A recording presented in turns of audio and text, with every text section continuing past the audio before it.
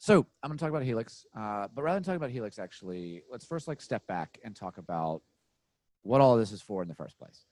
Why are we building data tools at all, rather than why are we building this particular technology? Like, why did we build Mode, and why is sort of the whole entire ecosystem building all these data tools? If you ask that question, the answer that most people will give you is that we're doing this to help people make better decisions. That data is all about just informing businesses about what's happening and then helping them make good decisions about the right things to do when they do that. This is kind of the common answer. It's the answer that you'll hear from most folks, and it's kind of conventional wisdom. The thing is, though, I actually think it's wrong. That it's very incomplete, and in some ways it's dangerous, because it's not just about making better decisions. If you make a good decision, that's often not enough in the business context. You also have to make a decision quickly.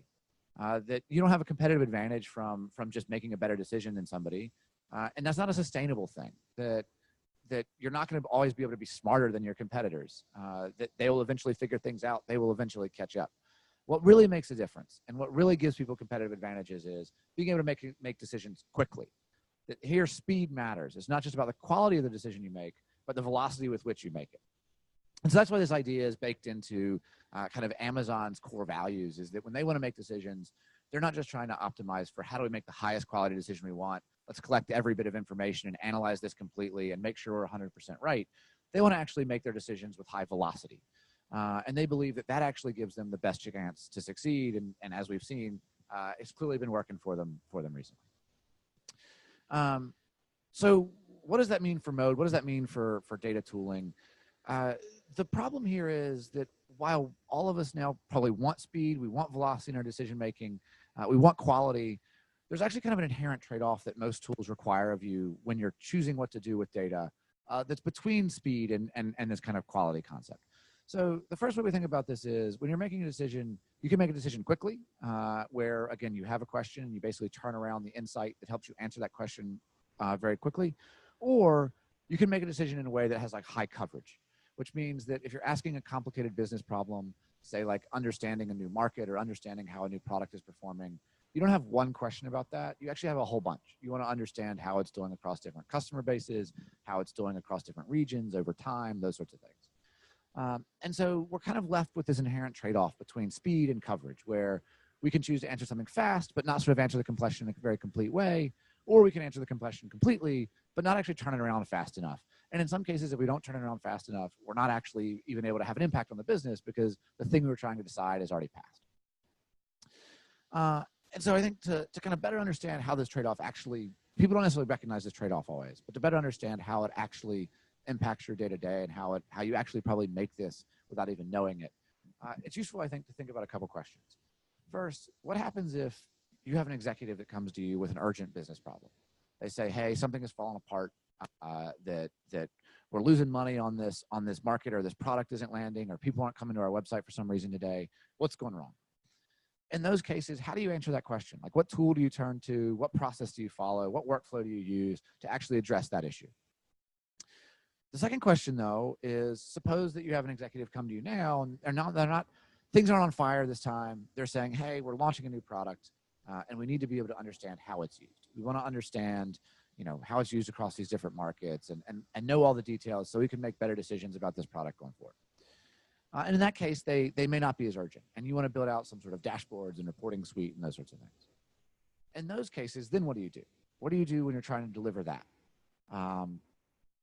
In those cases, you probably find a different tool. You're using something different than you were using the first time.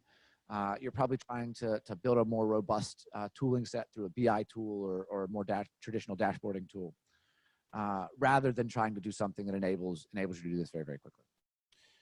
So in these two things, we kind of make this trade-off between speed and coverage. And we choose tools that enable us to do one versus the other. We choose workflows that enable us to do one or the other. We send deliverables that enable us to do one or the other. And they often don't always live in the same place. So what does that have to do with Mode and Helix? To bring that back, this is what Helix is all about, is to be able to bring these two things together. That we want to be able to remove the need for data scientists to make that trade-off when they're deciding how do they actually answer a question or address an issue, rather than saying up front when they get asked a question, do I need to answer this very quickly and I'm going to go to this tool, or do I need to build a dashboarding tool and I go to that tool? We want to say, hey, you can do this all in one place.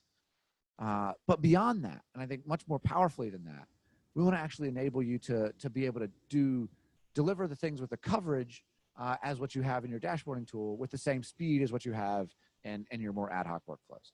So imagine a world where every report that you answered, or every question that you got asked, every sort of turnaround, every report that you turned around for every question had the same depth of coverage as your dashboarding and BI tools. That's what we want to deliver. We want to make sure that when you're getting asked these questions, you're not just answering that question, but you're able to answer the next 5 questions that come after it because of the flexibility and extensibility of the deliverable that you're sharing with your stakeholders.